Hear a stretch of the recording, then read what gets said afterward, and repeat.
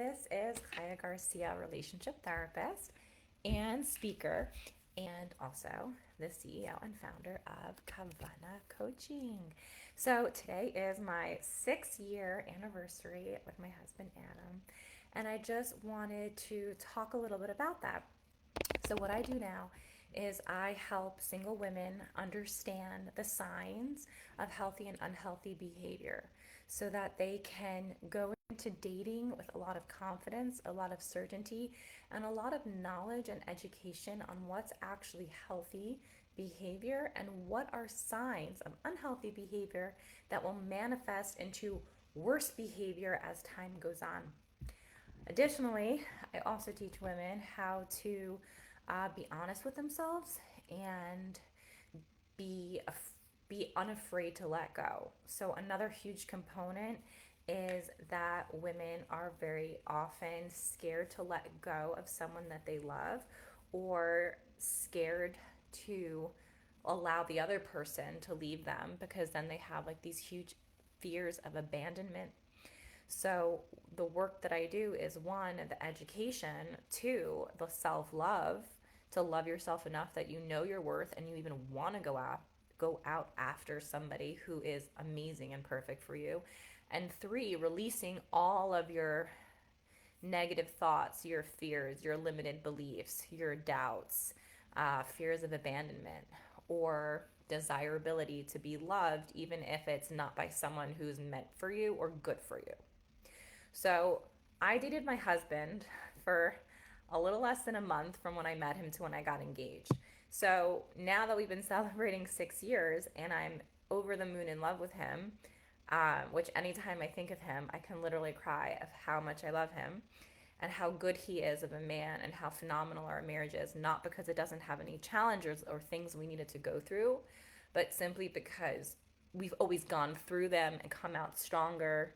We have complete trust, love, loyalty, connection, compatibility, same views as each other. So even though there are totally life challenges, we always come out the other side and come out stronger and come out closer together with still a very high regard for each other. We don't scar, we don't have scars. So, if I was able to have this amazing marriage, what's the backstory, right? So, it's not that I'm like throwing my amazing marriage in your face so that you can, God forbid, have any form of jealousy or mal feeling. It's about the fact that I worked to get to where I was before I dated so that I can have the knowledge, education, self love, and ability to release fears so that I could attract someone who was as healthy as Adam, my husband, and actually have a healthy marriage after the fact. Because marriage is just a 4 hour event where you have a lot of food and a big party, but that's not what marriage is. And a lot of times people want to get married, but they don't think about what they want their life to look like with their potential partner. Or they do, but it's a lot of fluffy images like cuddling and going on vacations, not dealing with postpartum or suicidal ideations or, job issue or whatever, or money, anything that's like intense and heavy. Like when people fantasize about getting married, they're not thinking about the heavy parts of marriage and life, which is kind of the majority of it, the stresses and life transitions and different phases of life, whether you're married with kids, pregnant, new kids, school systems, education, again, money with all those different factors, religion, spirituality. Anyways, so what I want to share in this live is one, happy anniversary to me and Adam, and many more. I mean, in health and long life. I mean, and then the second thing I wanted to share, which is really what I want to share,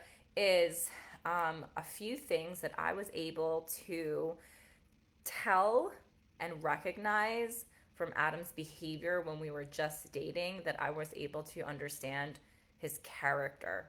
So, the character of a person is really what you're looking for because that's who they are and that's who they're going to continue to be in various, forms, but essentially that same character over time. So, one of the things is that when we were on one of our dates, I think this is before he even asked me out, we he was on a run and he ran to me, which one shows that he was thinking about me, two shows that he was prioritizing me, that even when he was on a run for himself, he was still thinking about how he can meet me.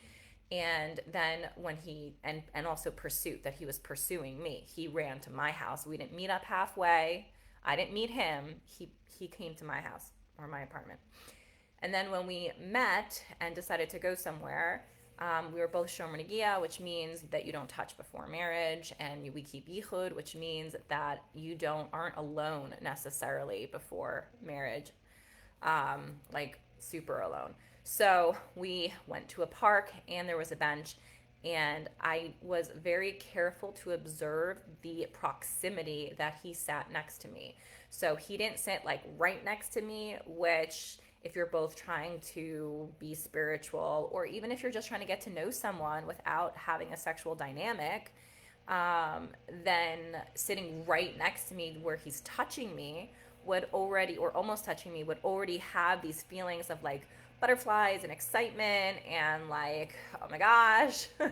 But if he didn't sit right next to me like that way, then I can actually have a conversation with him and just get to know him and just observe his behavior and observe what he is interested in and what he likes and doesn't like. Just to go on a small tangent, one of the biggest issues of Love is Blind, is a Netflix show, is that the number one way in which you can tell a person's character and actually predict behavior pretty accurately is through observation. If you observe somebody, then you have a lot of accurate information as to how they're going to behave without like an input.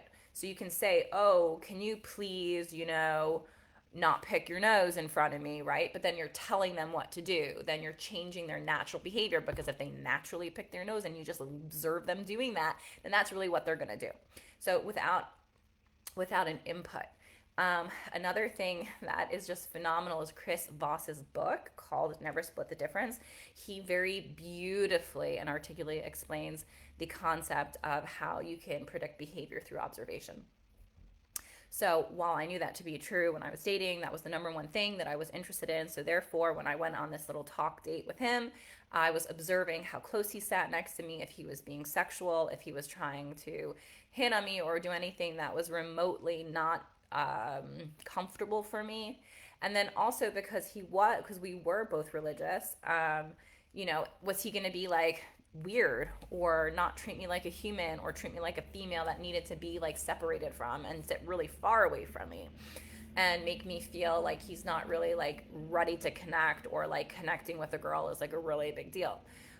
But he basically sat like, I don't know how to explain it, but like maybe let's say 2 feet from me, but we were like facing each other. Whatever the point was that it was so natural, comfortable, still treating me like a person, focused on a conversation, focused on getting to know me, respecting my boundaries.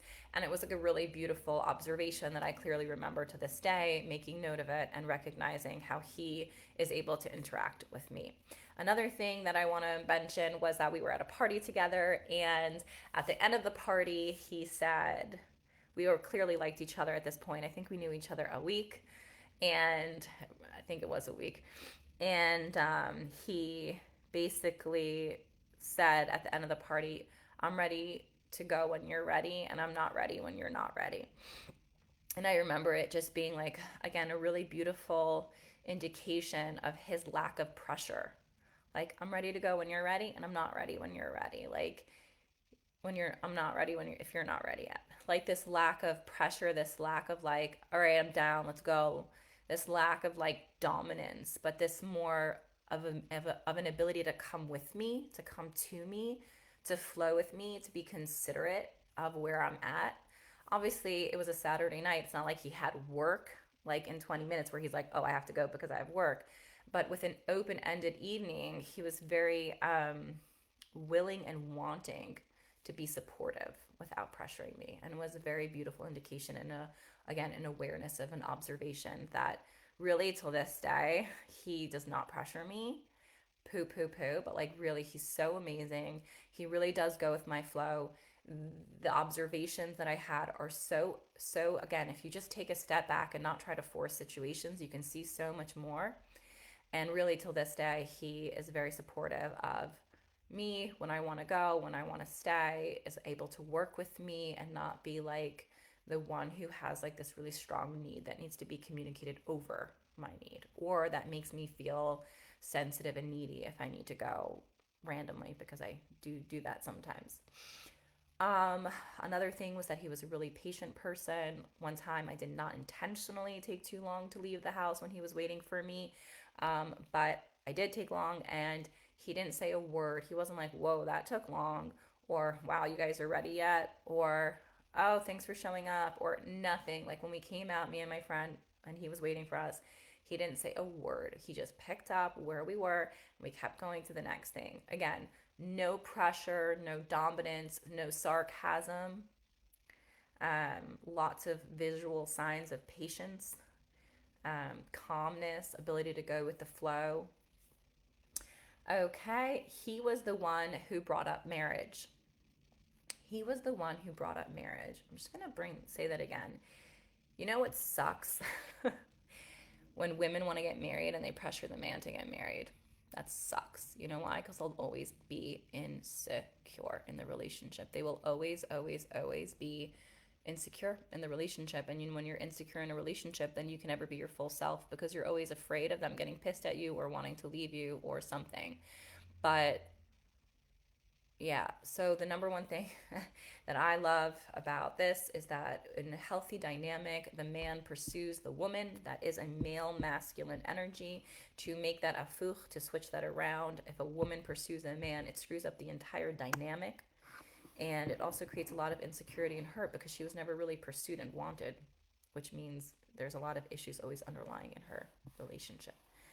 And it really does break my heart when women can't let go of men and they pressure them to marry them, because, again, it creates a lot of issues further down the road.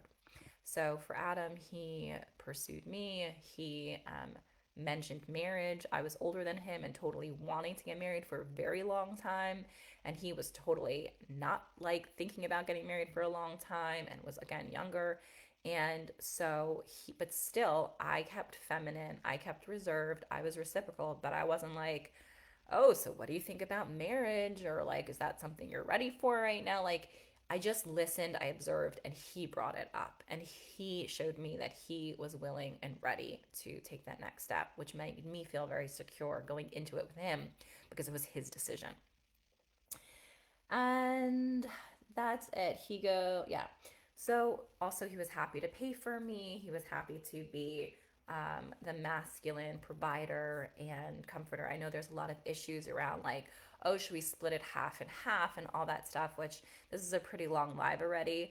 But really, if you're looking for someone who's ready to get married and also able to provide for you and your family, especially at times when you're not able to work, like postpartum, you really do want someone who's financially ready to commit to that type of relationship, as well as have the drive to commit.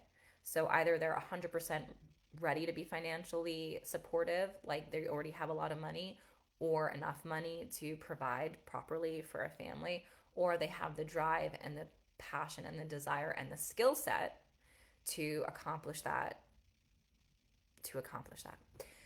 So I give you guys all a blessing on this beautiful day of Adar, that, or March, depending on which part of the calendar you use, which solar or lunar calendar you use.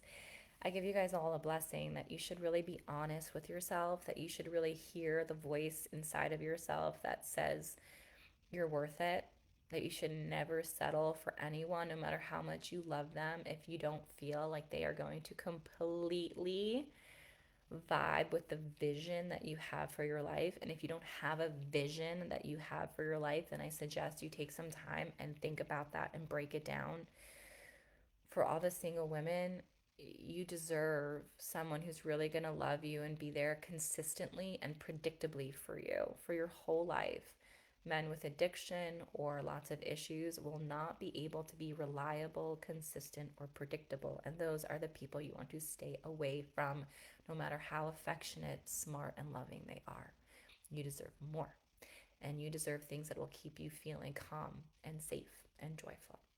So, to all the single women and to all the women listening, I just hope you guys know that you are so worth your best life. So, think about what that is, create a vision board, write some goals down, and love yourself and know that your life is literally limitless. So, just break through all those little limiting beliefs and start creating the best life you have. If you need anything, send me a DM, and I hope you have a great day.